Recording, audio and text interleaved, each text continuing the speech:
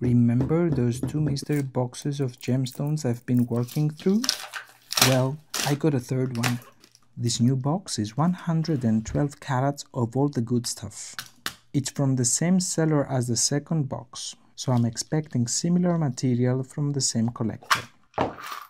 Right now, I'm laying everything out, this new batch plus the backlog from my collection, to figure out my next move. There's still no fixed plan. I want to test and catalog everything in my gem archive, eventually. But I also want to take my time and go deeper, especially into the inclusions. Then comes the fun part. I want to start hunting down specific stones that are still missing from my collection. So much to explore, and honestly, I could use your input. Any suggestions on how to tackle this? And if you want to see how this unfolds, make sure you follow.